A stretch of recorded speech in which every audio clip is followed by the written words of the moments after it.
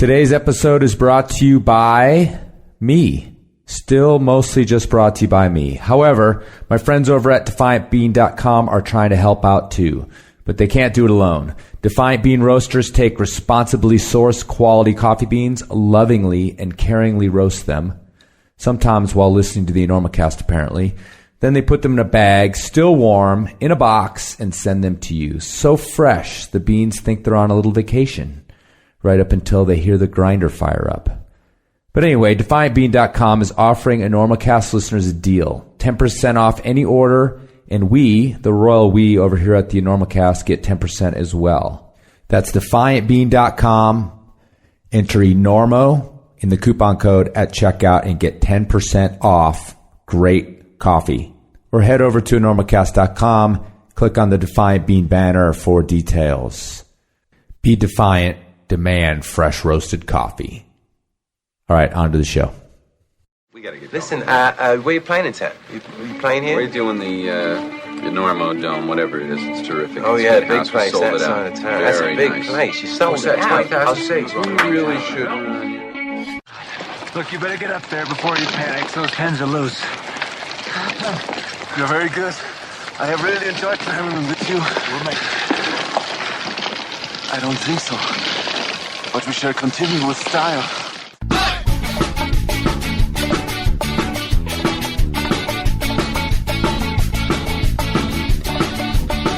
Good weather, bad weather. Now or later, anytime's good for climbing. Hello and welcome to the Enormocast. This is your host, Chris Kalous. This is episode 13, a conversation with Cedar Wright. It is, what day is it? It is June 14th, about 8 o'clock or so Mountain Standard Time, coming to you from the home studio in Carbondale, Colorado. Before we get to the show, I've got some business to take care of, some announcements to make. First and foremost, we've hit 20,000 downloads here at the Enormocast. And of course, as usual, I mean the royal we. But I couldn't have done it without you guys. I really appreciate everybody who's been listening. I appreciate all the feedback I've been getting. I really appreciate those folks who have offered to help out. I've got some people doing some design work for me. Hopefully, eventually, someday, I will be finished with a logo and some stickers and such. I'd also like to send a heartfelt thank you to all of you who have donated. The money is sitting in my PayPal account. It is being prepared for something important, like buying some merchandise.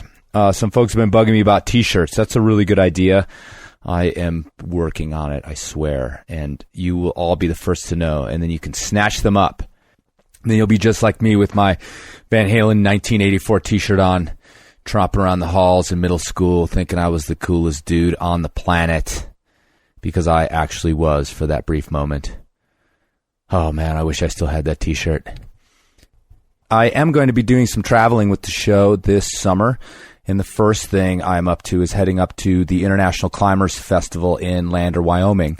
That starts on the, hold on. Let me look at my Builder Babes calendar. Oh, hello, Miss July. Little preview. Oh yeah, starts on the 11th. Goes through the 15th. 11th of July to the 15th of July. I'm going to be hitting the opening party for sure on the 12th. Actually, I'm in training this year to completely dominate the pull-up contest, so you want to come and check that out. And none of those cheater pull-ups, none of those ones where you kind of come halfway down and then leap back up over the bar. Real pull-ups. Serious pull-ups. The opening party is hosted by the Lander Bar, which is also hosting many events at the festival. And this is one of the great climber watering holes, owned and operated by a climber, and definitely very welcoming to dirtbag climbers who are coming out of the hills. It's also a bar where climbers and cowboys can hang out without one of the cowboys pushing you up against the wall because you beat them at pool, or because you're just hanging out and having a good time with the guys that work at the plywood factory. Or you just happen to be chatting about the weather or something else with one of the handful of eligible women in the whole frickin' town. How did you know Chippy Shitkicker was going to get all pissed off about it? That won't happen at the Lander Bar. That only happens in Hewlett, Wyoming, when you are climbing at Devil's Tower. Just let me tell you, that's what happens in Hewlett, Wyoming. to some people. Well, specifically it happened to me, actually, but it won't happen to anybody in the Lander Bar. So come on up, check out the festival, 11th through the 15th. I'm going to be there. Kate Rutherford's going to be there. Kevin Jorgensen's going to be there. And some guy named Royal Robbins. I don't know. Never heard of him. More information at climbersfestival.org. Also, if you're there for the fest, or if you're just up there climbing this summer, stop in a Lander Bar. Tell them that the Enormocast sent you. That won't get you anything but a stupid look, but do it anyway. All right, on to the show. Today's show, I sit down with Cedar Wright, who is a professional athlete. He's also a witness to what I think was an important era in Yosemite. It was the era that started in the late 90s with a bunch of speed climbing and kind of culminated with a very big revolution of free climbing on El Cap. El Capitan had been free climbed by Paul Piana, Todd Skinner, Lynn Hill, but the doors got really blown off in the late 90s, early aughts, and Cedar was there, and he also contributed his own part to that revolution. It's a surprisingly low-key and heartfelt conversation from a guy who's known a little bit for his irreverence, a little bit for his caustic humor. And by the way, the music that you're hearing right now was created by Cedar. It can be found at his SoundCloud page under Cedar Wright. So go check that out. I'm going to let it linger a little longer than usual, just so we can all get in the mood. I got lost, caught up inside my head, thinking of all the things I could have done instead. I thought until that thought becomes something more. Then it's the truth, banging on your door, singing.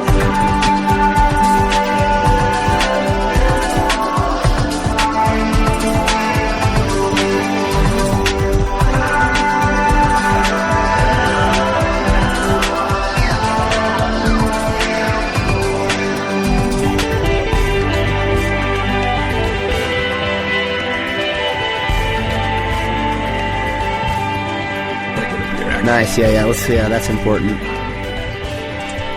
Okay, welcome to the Enormocast. We're sitting in the mobile studio in Rifle, Colorado, in the campground, and my guest is Cedar Wright.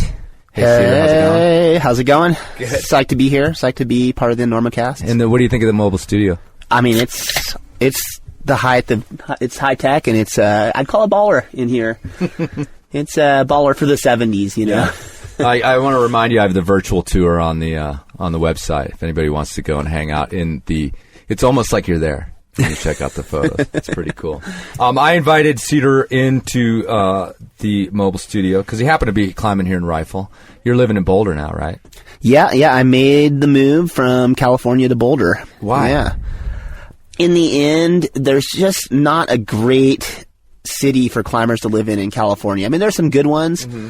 But it was just the right mix of community and accessibility to climbing. Right. And then, of course, I met a girl when I came to visit. That's the real reason. Is she from Boulder, or she was living in Boulder? She was living in Boulder, working in Boulder, nice. And so she's got a real job. Right on. You got all married up. I got married. How long ago? About 2.5 weeks ago. So yeah. That's it? Yeah, maybe 3 weeks. Are you serious? Yeah. I'm newly married. I thought you've been married for a while. No. No. Well, congratulations. Thanhanks. Yeah. Seriously, yeah. I thought it'd been like months at least, or last year or something. No, I'm settling into it. It's good though. It's like for us. I mean, we bought a little townhome together in Boulder, so that was a little more, probably more committing than actually getting married. Truthfully. How long ago was that? We've been had a townhome for about a year in Boulder. Okay, so. Maybe that's what I was thinking, that you guys were already like hooked up by that. We're committed. Well, that's committed. Cool. I got sorry ladies out there. A bunch of people just tuned out. Ladies like, forget this. I don't know how you convinced her to do that, but good for you. Yeah, no, I think lock it down before she realizes what a terrible mistake she made. That's awesome. That's my strategy. So I don't really. I've known you. I think we've just figured it out. Maybe about 5 or 6 years. Maybe meeting out in Indian Creek or in Moab. Yeah, probably like through Lisa Hathaway, I think. It's through Lisa and Micah and that crew out there. Exactly. So, how long have you been climbing? Oh gosh, well I started climbing when I was 21 actually, so pretty late. especially for someone who's a professional How old climber. are you? I'm 37 now. Okay. Yeah, so yeah. do the math minus. Yeah, how many 16 years. Okay, 16 years. Yeah, Nice. Thanks. Now No I know. problem. Yeah. Yeah, I've been climbing for a while now, and I love it. I really do just love the whole lifestyle and the sport of climbing and all its forms. Mm-hmm. So it definitely gave my life structure and kind of saved my life. Honestly, I was pretty lost. I was a lost soul before climbing, so I'm thankful. Right on. Definitely. So where'd you grow up? I grew up in the foothills of the Sierras in Toll House, California. Uh-huh. Don't make the cookies there, just so you know. That's usually the first question, so I just like to nip that one in the bud. But yeah, I grew up in Toll House, and parents were hippies. I was conceived in a school bus. Nice. Yeah, so and that's how I ended up with the name of Cedar. My sister's name is Willow. Uh-huh. So yeah, we kind of got the groovy hippie names. Do you have a crazy middle name? No, I don't have a middle name. Oh, right. It's Yeah. just Cedar. Yeah, they Right had on. to be original in every way they could be. Cool. Yeah, and so I grew up in California. Did not discover climbing until I started going to school up in Humboldt State. Okay. Yeah, that's where I saw some guys climbing on Moonstone Beach, and I was like, man, that looks amazing. And I met this guy who I'd heard was a climber, and I was like, dude, please, anything, just take me climbing. I gotta try that. I've gotta try that out. He was nice enough to take me out there, and the first thing he showed me was this super low angle slab, and he let me borrow his shoes, and he said, climb up it with no hands. And so my first real climbing was a no hands boulder problem. Old school. Yeah, I learned on real rock. There wasn't really, gyms weren't really popular, just starting to be a phenomenon when I got Sure, to and climbing. and somewhere up northern California probably. There was, yeah. not much going on with that. Not So much. yeah, you're kind of, I mean, I always talk about myself as being sort of on the end of the pre-gym era and the go out and find some mentor, some person to teach you how to climbing, or how to climb. But you're just a couple years younger than me, so yeah, that's the same era. Yeah, I'm in that era. I didn't learn in the gym. I didn't climb in the gym until at least probably 4 years into it. Right. Yeah, and I just had a couple of really great mentors, especially Sean Leary or Stanley, who actually holds the record on the nose right now. And I went to the Sandbag School of Climbing. Right. He taught me about soloing, I think in my first year of climbing. Uh-huh. He was dragging me up these 5/8 solos and stuff, and I was dead pointing for holds up there and stuff. And Really? yeah, it was pretty sketchy in retrospect. Yeah, no, it was crazy times. You survived though. Yeah. Wow. So you're soloing as a beginner climber. Yeah. All right. Yeah. Well So, done. Yeah, no, I And lived. you seemed like you were like, this is just normal. Well, I thought that's what was normal, Right, because right. that's, he was my teacher. He was, he was a big sandbagger. So you're learning to climb up in Northern California, and then you start going to Yosemite pretty soon after that, or? Yeah, well, so I think my first climbing trip was to Joshua Tree, actually. And it was with Sean. And then, Sean was he was the experienced climber, and I remember when I first met him, he'd just come back from Yosemite and had just done Astroman, and I was like, oh my God. Wow. I was like, you're a god, pretty Right. much. You climbed Astroman.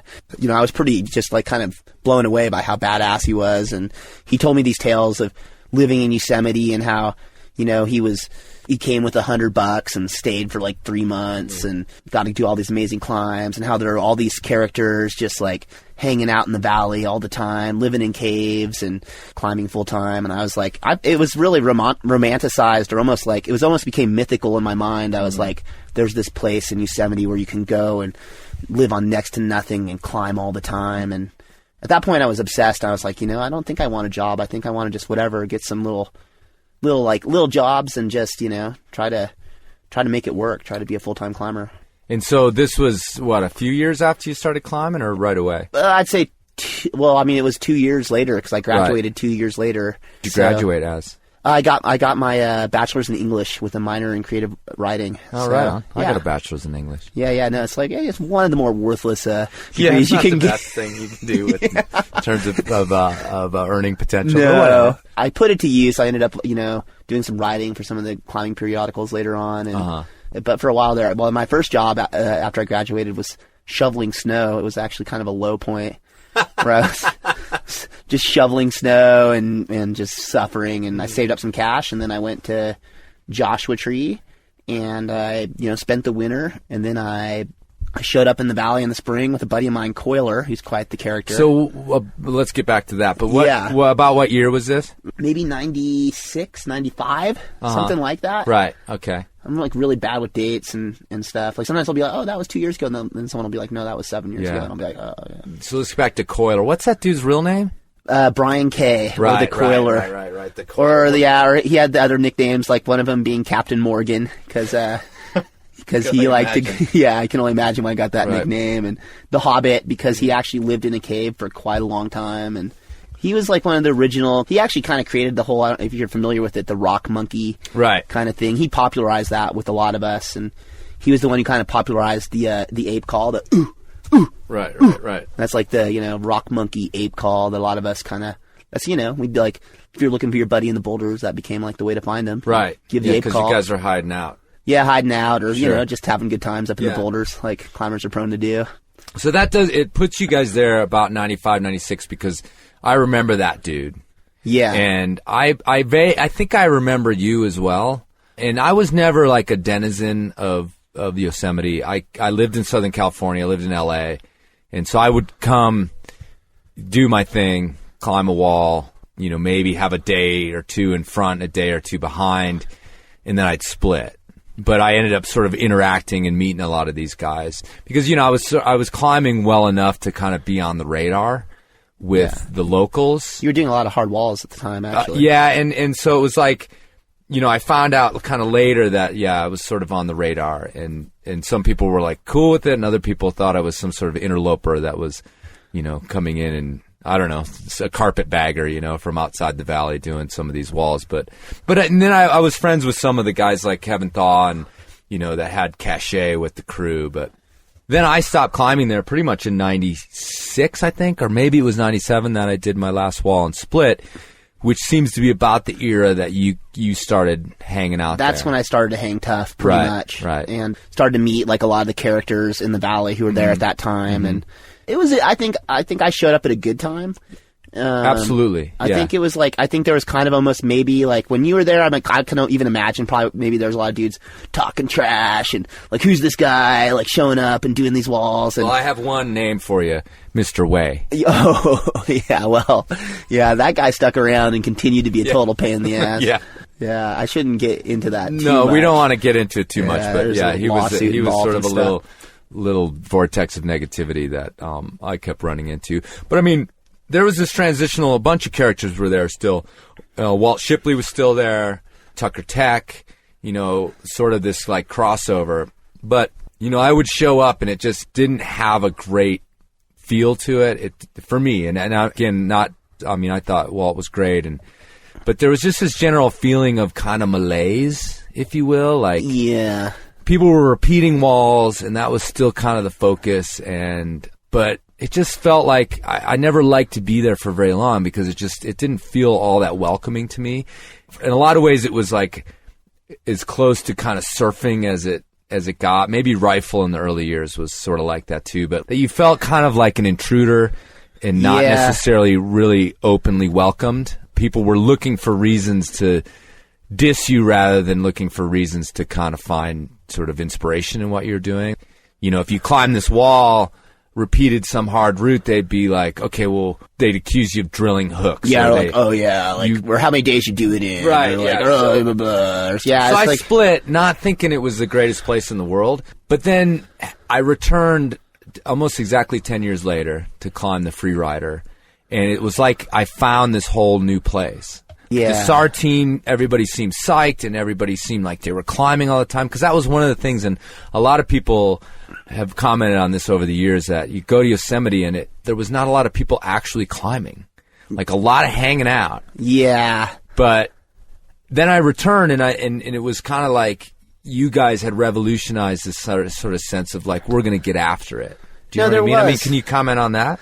Yeah, no, I can. I think there was like a little bit of an energy shift. Well, for one thing, there was a shift of focus from aid climbing to free climbing. Mm-hmm. And I think that was a big part of it. It's like, not that I came kind of in between that, right? So I came and it was all about like kind of speed climbing at the start and about like breaking records, and I got in on that a little bit, and got I broke the record on the shield, and that was one of the first rad things I did that helped me to get recognized and later get some sponsors and stuff. But well, I remember Sean was really involved in that. Yeah, and Stanley and a lot of other folks, and Dean Potter, Timmy O'Neill, Miles Smart, a lot of folks were pushing that speed climbing thing. So when I first showed up, that was going on, and that was maybe a little more of an athletic feat, and so it just took a little maybe more of a it had to be a little more serious. You couldn't just be like just drinking a 6-pack of Old E that night and then getting up and going for it like you could be with a hard wall maybe. It was almost as if it was a matter of pride that you could do a big wall, a long, hard aid route, and you could be drunk the whole time. Yeah. It was almost cooler if you did that than if you'd done it sober. And it was sort of this badge of honor that, okay, we did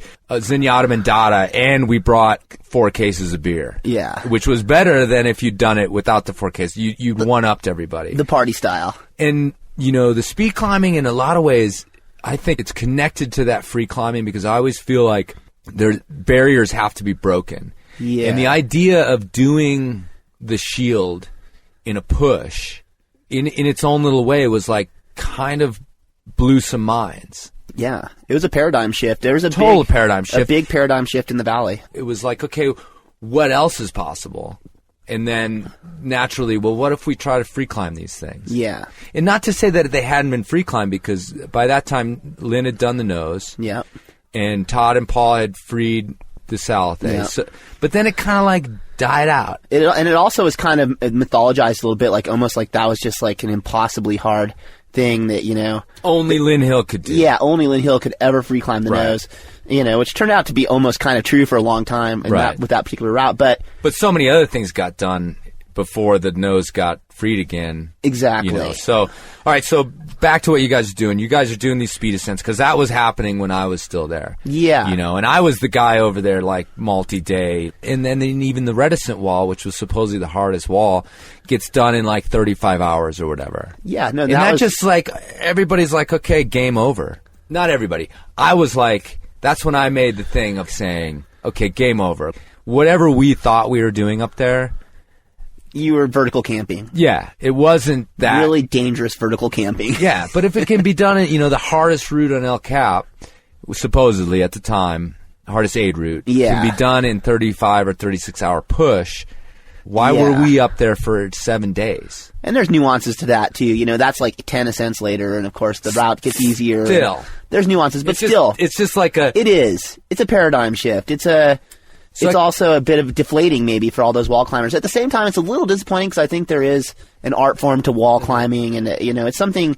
And now almost it's like kind of shifted the other way. To now you go to the valley and it's like there's 25 dudes on the free rider trying to send the free rider, and there's like a bunch of people trying to do the nose, and then every other route pretty much in El Cap is empty. Right. And there's hardly anybody pushing the hard aid anymore, which is its own unique art form to be appreciated. No, it'll come back. The 80s will come back. The 80s will be back. Yeah, exactly. Totally. Yeah, everybody will be like doing blow on the friggin' ledges up there. Just and like the old days. Drinking 12 packs at the ledge, and it'll be full So circle. you guys, again, now you're set up in a lot of ways to make this next shift. Yeah. And then the Hubers show up. Yeah, the Hubers were a big part of it. I definitely have to give them props. Well, they really, same that Lynn and Todd had done, but I guess maybe the difference was there they were with us. They were hanging out. They were really just kind of like, they were just part of the crew.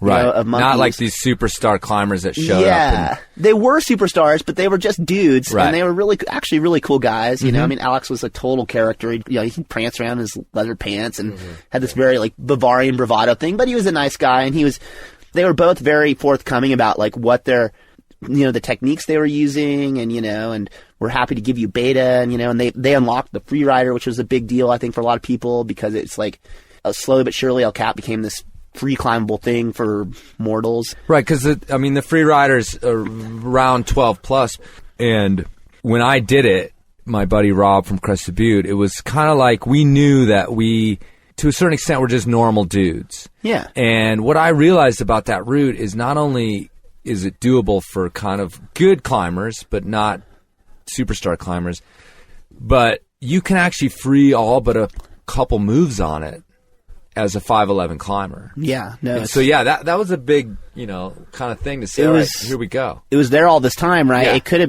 been done much earlier, but it took the Hubers to have that vision to find the way, and also, it requires, like, for the mortal climber, you're probably going to have to use some different types of tactics, like possibly fixing lines from the top to preview pitches, maybe rappelling in and fixing, cache. There's all kinds of different tactics that the Hubers kind of, like, maybe not pioneered, but popularized. And then we all kind of saw that happening, and we saw them, like, really working hard to find the way to, to really look at all the possibilities to find the free climbable way. And I got inspired by that and started trying to find my own free lines over on the Sentinel. And so during that time when Alex and Tomas were over on El Cap, I was over on the Sentinel getting my own little piece of the pie, and I owe it to those guys that they had that vision. And well, it's interesting because you use the word work, like they're putting the work in. Yeah. In a lot of ways too, I think you get this outside mindset that they come in and, because Yosemite is this great bastion of ethics, ground up, and all this stuff still lingers there. Totally. So these guys come from Europe and they're just like, no, we're going to do previewing, and we're going to do, all these things that 10 years ago would have gotten you slagged off. Yeah. Hardcore. Because maybe the force of personality, and like you said, that they weren't just like these guys that were coming in and staying at the Iwani and like going into it, but they were in the dirt with you guys. Yeah. It's like, okay, cool. These guys are doing it. They're our bros. Yeah. Let's allow this to happen. It's almost like the ethics had closed that door so tightly. Yeah. There was a slander period, especially with the Hubers, where of course. There was a lot of trash talked about the Hubers and about their approach and everything. But in the end, Tommy Caldwell has placed bolts on rappel on variations on Mescalito to be able to send that thing, and nobody's gonna be able to say much except for that was the most badass big wall climb ever put up when he does it. Right. Because it just comes down to the fact that, like, El Cap is not a good ground up free climbing destination. It's very, very blank. It's very hard to find a free climbable way up there. The chances of you going ground up and free climbing something at the 513 or 514 level are, next to none. Leo Holding tried it. Right. I actually went up with him on one of his first attempts on the Prophet, and, he tried. He put in an amazing effort and tried to, like, force this line, ground up. Eventually, he hiked to the top and threw off ropes and realized he was going the wrong way.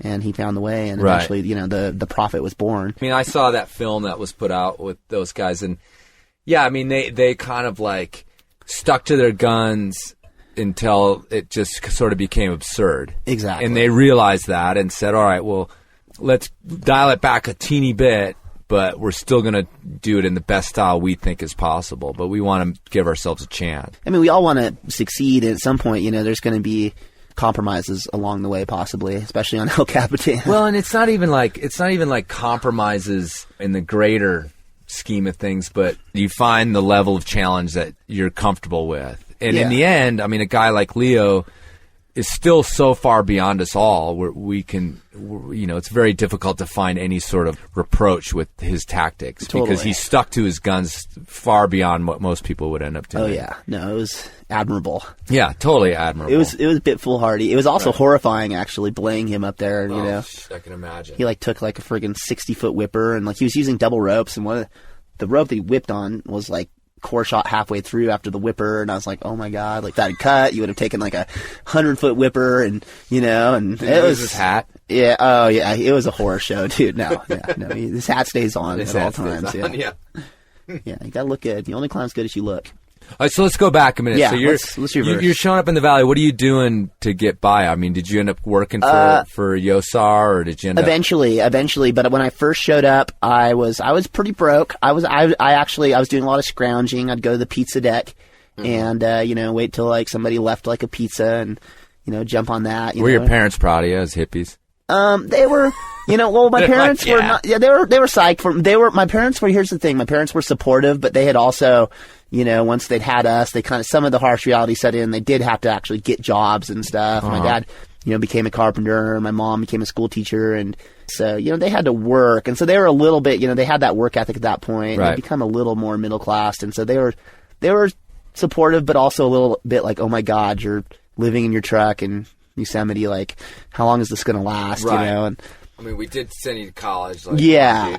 Yeah, they were. They were definitely. They were supportive, but a little bit like, oh boy, like where's That's this going? what parents should do, though. Yeah, no, they were. That's probably a lot better than just them saying, "All right, like, good for you." Woo! Yeah, like just like scrounging pizza, you know, walking around the valley looking for like cans to recycle for like a couple. So you were bucks. that guy. I was that guy for Nice. like about a year or two.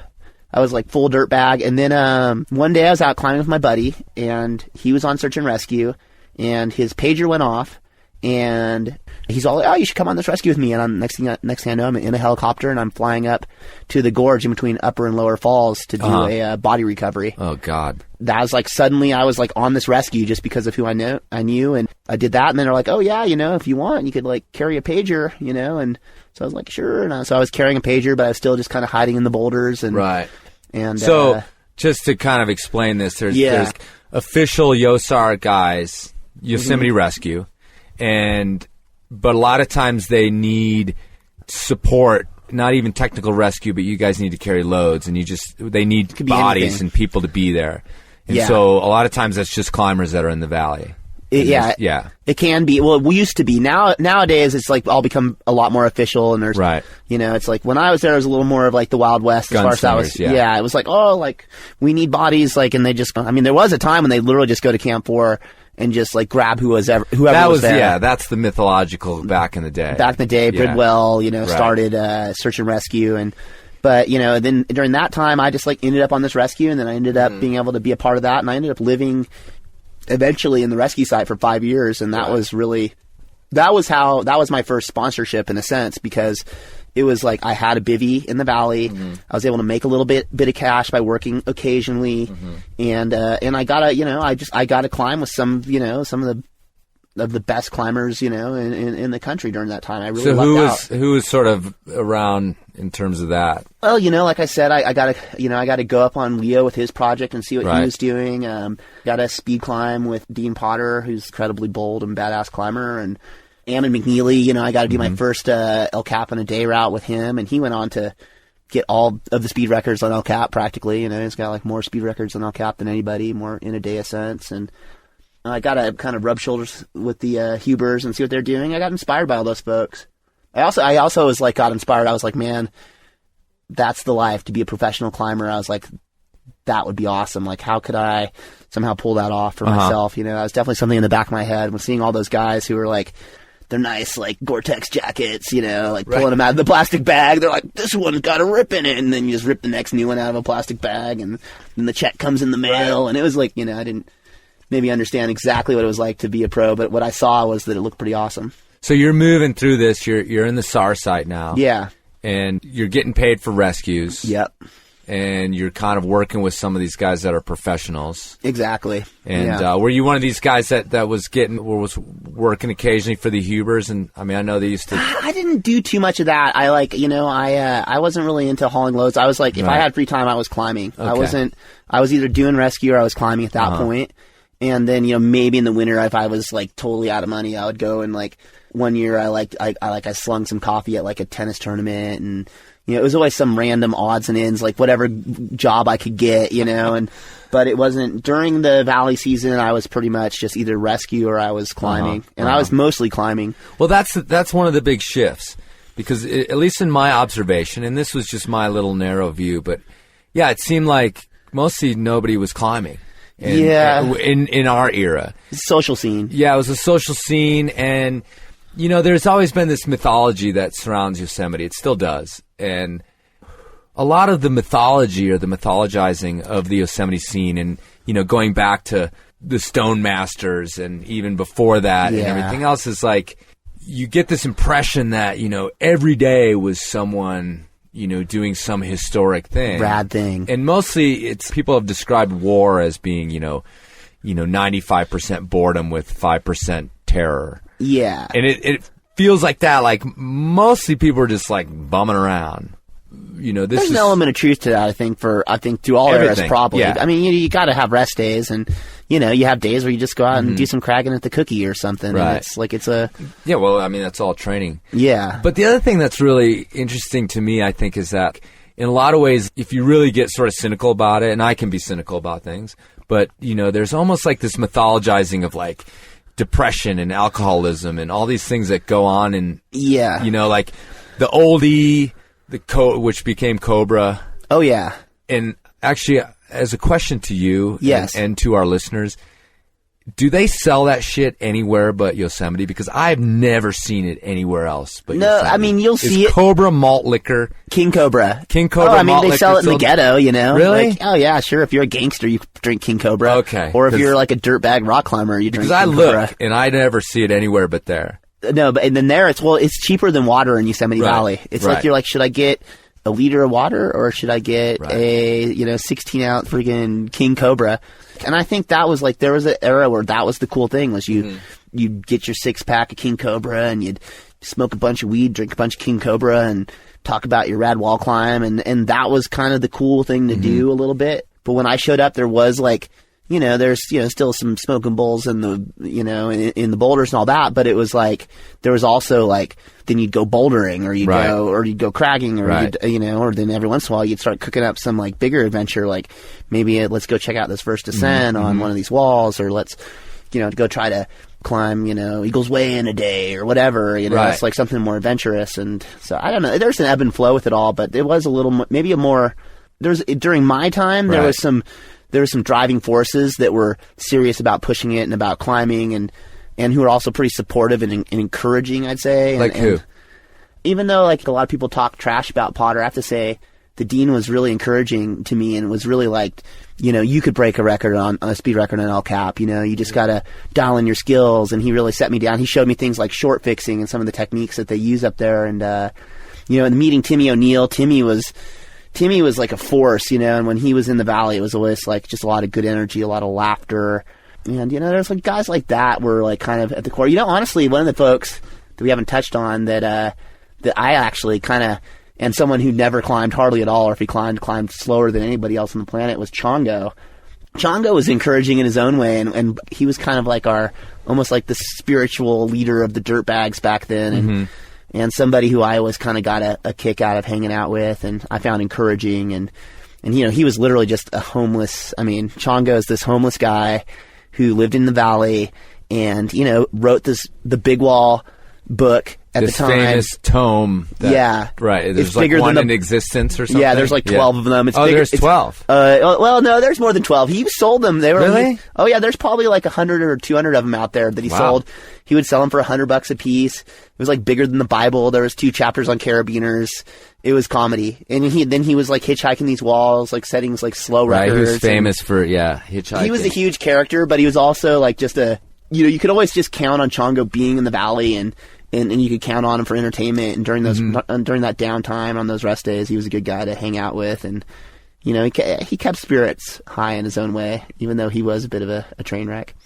And then eventually, a lot of those guys started getting run out of the valley. Chongo got run out of the valley. There was a changing tide eventually, where it got harder and harder to be a dirtbag in the valley. Well, that in a way was another shift. It was. It was a shift. In terms of eras, yeah. Yeah, no, that was kind of the end of an era, and that was kind of like actually when I started like doing more expedition type stuff. I'd kind of gotten sponsored at that time and was not spending all of my time in the valley at that point. And I'm kind of glad, actually, just because it was a little bit sad. It was like, there was no longer like, for a while there was like parking lot outside of Camp 4 where... Center of the universe. It was like our center of the universe where we'd all meet and like, it was kind of, you know, all the climbers would meet and hang out and talk about their adventures and, you know, or give each other beta or just whatever, just talk shit. And it was a lot of fun. And you know, and it created a sense of community, and they basically got rid of that parking lot and really, you know, and they really started cracking down on, you know, anybody who was just hanging out, and it made it, you know, it really disbanded that sense of community. And it was a big bummer. You know, a lot of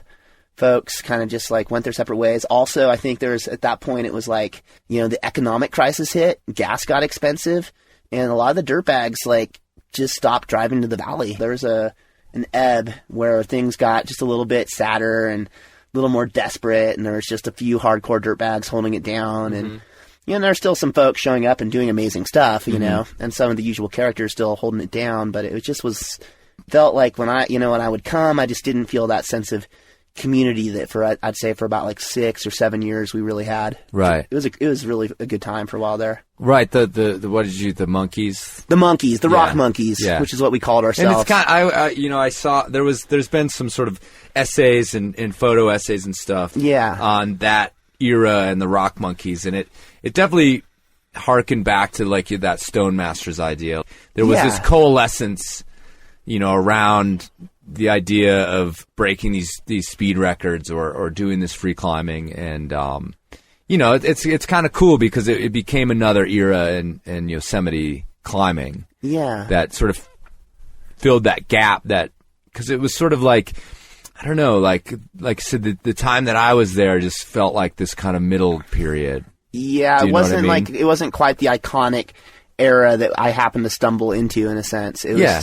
just by just whatever, just like when I was born in sheer luck, and I was there in a time when new stuff was happening, and Right. like where the speed climbing thing was really kind of getting popularized and pushed, and the free climbing thing was starting to explode, and the community was really tight during that time, and Rock Monkeys is just catchy, and Right. so all that stuff just added up to it kind of being maybe kind of an iconic period of time in the valley, and I feel thankful to have had that time in the valley, because it was something, it's like those were the good old days. So let me talk about that. So you're in the valley and you've been on SAR now and you're sort of making it all work. Yeah. And so how did you move into becoming this more professional climber? Like, how did that work out? Well, it kind of happened gradually. So, I mean, I started meeting people, because it's like, it is a bastion of climbing, in California, or in the world for that matter.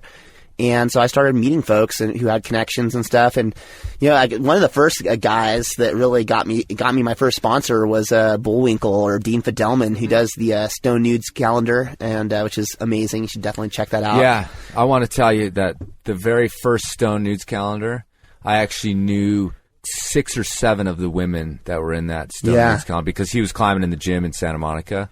Totally. So it was awesome. So No, I looked totally. it up. I was like, I was wondering what she looked like naked. No, And yeah, her, no, and her, and you're and like, her. oh, they're beautiful. And my girlfriend. Yeah, I dated the cover girl of the first calendar. Well yeah. done. Yeah, exactly. Anyway, so Yeah. so he's somebody that is sort of, what was his connection? Well, he was good friends with Charles Cole, and Charles Cole, who was At 5'10". at 5'10". Charles Cole started 5'10", and so he's like, he was like, oh, do you need some climbing shoes? And I was like, oh, dude, like, do I need climbing shoes? Because I was just constantly blowing through them. I was broke all the time, and he gave me this pair of climbing shoes, and I was like, dude, you wouldn't have any more of those climbing shoes, would you? And he's, let me call Charles. Let me see what I can do. Right. And he's all, Charles, there's this dirtbag in the valley, and he's pretty rad, and you need to give him shoes. Like, and that's kind of how it went down. And then, it was like, next thing you know, I'm getting, I've got like a number I can call, and then they send me shoes. And that was my first sponsor. And so I kind of was like, oh, well, then I kind of got in my head, oh, maybe you can like meet these people, and you can ask, and, and maybe they'll give you stuff, and, You were just waiting for him up in your cave. yeah, I was to all show like, up. I was like, I'm sure if I just do, If I just sit here in this cave, they'll if I find meditate me. on it. Sponsor me. Yeah, but I put myself out there. I started to, I broke the record on the Shield with Chris McNamara. Put up some free climbs, on the Sentinel, and I was getting a little bit of press from climbing, Sure. and I started to write about my adventures for Climbing Magazine, and so I started to get a little bit of a profile, and then so that gave me a way to be like, hey, I'm getting a little bit of attention, it'd be awesome if you could hook me up with a rope, or if you can, and so it just started with just gear and no money, and then eventually I met Singer, who I would go on my first alpine climbing expedition with. Jason Singer Smith, who's a legendary character, and at the time was just a badass wall climber and free climber, and one of the key climbers during that time, and one of my good buddies who I climb with a lot. And anyways, he was working at the North Face, sponsored by the North Face, and that was kind of how I got introduced to that whole North Face scene. And eventually, I just I met all those folks, and I was real passionate, and I was out there, and I was pushing it as hard as I could all the time. Right. And I had a lot of enthusiasm and a lot of desire. And, Right. And they eventually kind of saw that, and they started to, give me some jackets and stuff like that. And one thing led to another. And now here I am, 10 years later, and I'm been, working with the North Face for a lot of years now. I've been really fortunate to get to travel the world and do a lot of really cool expeditions, climb with a lot of amazing climbers, and and get paid. So Right. I somehow pulled it off. Well, it's interesting because I think a lot of sort of lay climbers, like myself included, it's kind of this mystery of, well, how does that all happen? Yeah. And in my observations for you, I mean, it's such this force of personality.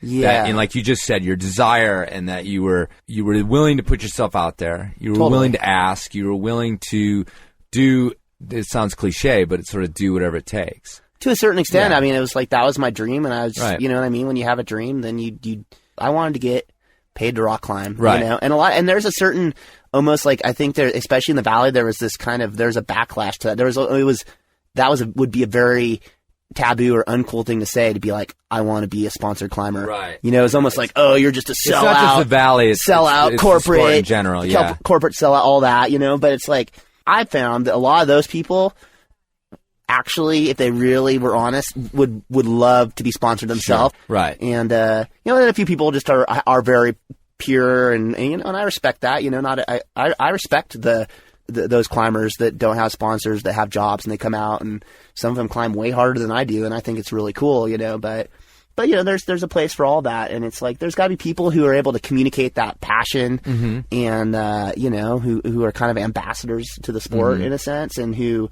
you know, can weave a good tale, and who can get people psyched, and that's what I try to be, and I try to pass on that psych and pass on that passion a little bit, and that's kind of, you know, that's kind of my main job as a sponsored climber in a sense. It's not to go out and climb the raddest stuff, because that was never really my deal. I did some pretty rad stuff. I was Right. like one of the rad guys in the valley. I was never the raddest dude, Right. but I had a lot of passion, and I had a good ability to tell my story, and to you know, hopefully get people psyched, and to, you know, just like spread that fun. And so I think that's kind of where I had value as a professional, I guess. Well, I think that's really actually enlightening to me to hear you say that, because I feel like I have a pretty good understanding of what sponsorship means to a company. And the fact is that the climbing really well is a part of it, Yeah. but that's what most people think is the most important part, looking from the outside in.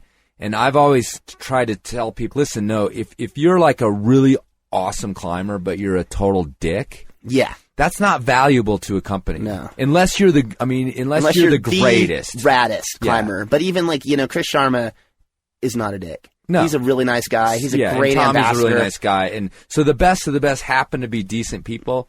Usually. And you might end up, if you were the greatest, you might end up, you know, like some of these basketball players or whatever that are total assholes. It might even be part of your vibe that they're selling. Like, you're so Yeah. great that you can't even, you know, like Miles Davis turns his back on the crowd because they don't get him. Yeah, and that's fine, because we all sit there and go, wow, he's so great. He turns his back on us. It's amazing.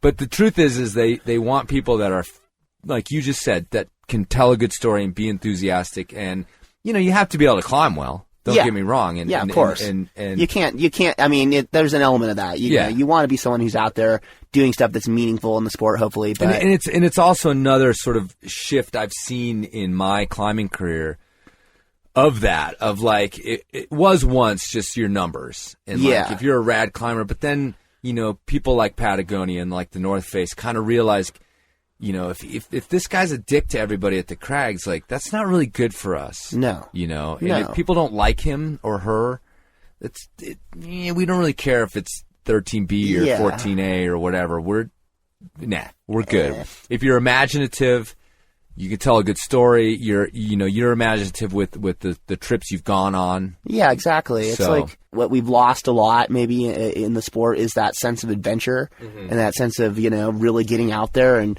finding, like, you know, new unexplored places and, you know, putting up crazy first ascents, you know, and pushing it like kind of in an adventurous way is something that not a lot of people are doing, but it's also very compelling, I think, Right. to the general public, Right. because you bring back the story. It's not just about you and this hard climb. It's about the place that you go, how beautiful it is, and also all the people that you meet, the cultural experiences Right. that you have. You know, it's like you bring back this great story, and that's really you know, the value.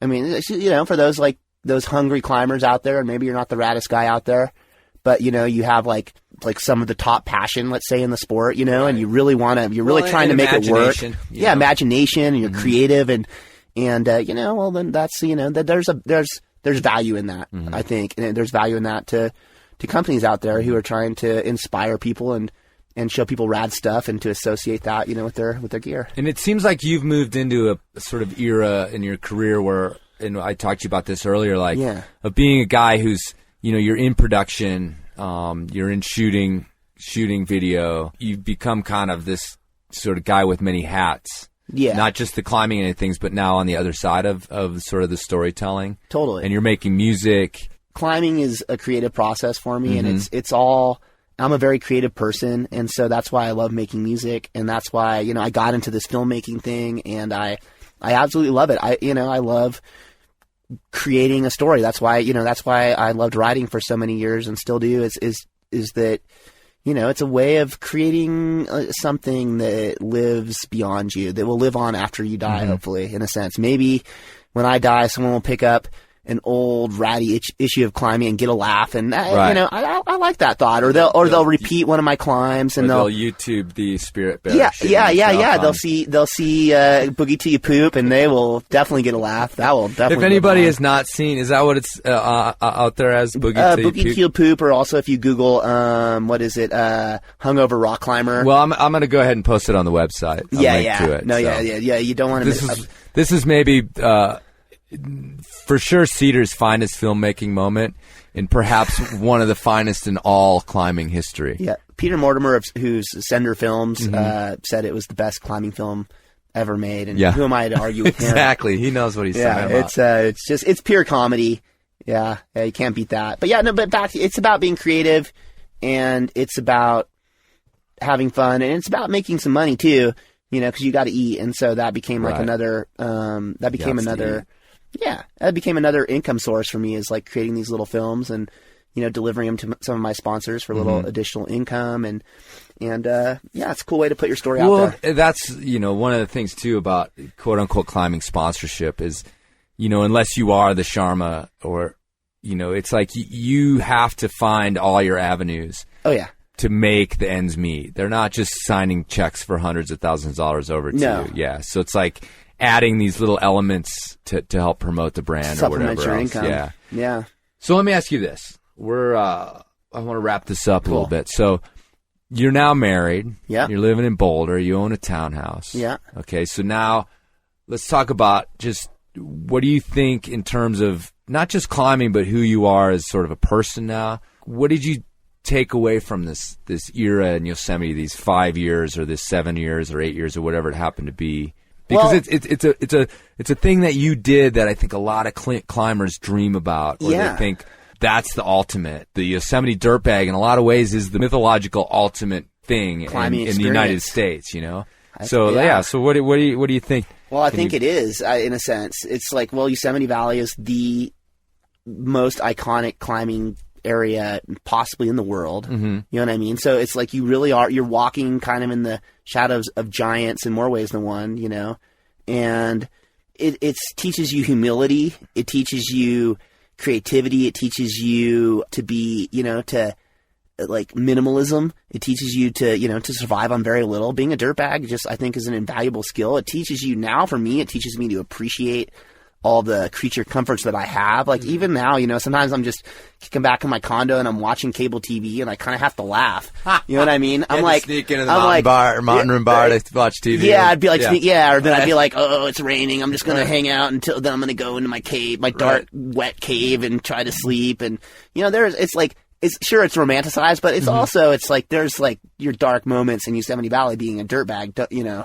Don't let me like talk it up too much, but, it's gave my life a lot of perspective, I'd say, and it makes me really, I'm really thankful to have gotten where I've gotten with it, and but I, honestly, I miss it a little bit, and I'm like, I'm gonna get back this summer and hang out with one of my buddies who's still kind of doing it, my buddy Lucho, who I was just in Malaysia with, and I'm just gonna dirtbag around with him a little bit because it's slumming. Yeah, dude, it's there's something about it that's good for it. It's good for the soul to get in the dirt and live simply, it really is. It's therapeutic, and hopefully you're just in the dirt and you're eating food and you're climbing and you're tired and you go to sleep. Maybe you read a book or something, and life is simple for a minute. And nowadays for me, that's very necessary because, you know, life's more complicated now. I've got to pay a mortgage and I've got a wife and, you know, and luckily And a pug. I got a pug, a very cute pug. You could probably find him online too. Right on. Gus the pug. All right, well, thanks, Cedar. I really appreciate you sitting down with me. It was sort of behind the mask a little bit. Yeah. To find out what was going through your head back in those days and continues to go through your head. Yeah, no, I hopefully have a lot of good adventures to come. You know, I'm still psyched to get out there and push it. No, and you're explore. done. I might be done. You got a mortgage. Forget it. Fucked. Oh, no. Right we'll on. see, yeah. Hopefully Thanks not. a lot, Cedar. Yeah, it's been a pleasure.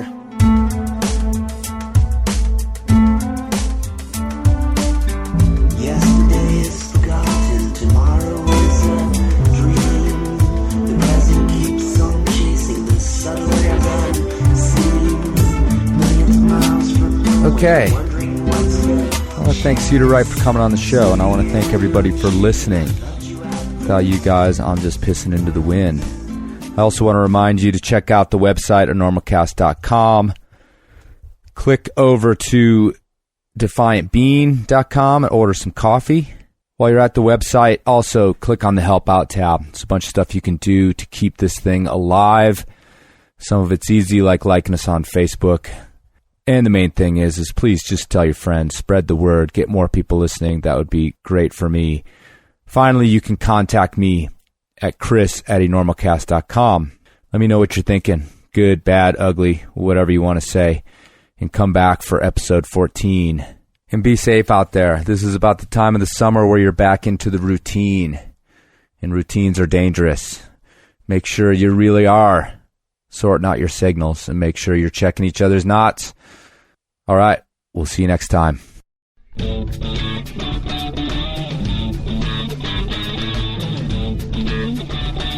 No, man, nothing is fucked here. Nothing is fucked! No, man. The goddamn plane has crashed into the mountain! No, man, come on. Who are you gonna believe? Those guys are... We dropped off the damn money. We? I. The royal we. You know, the editorial...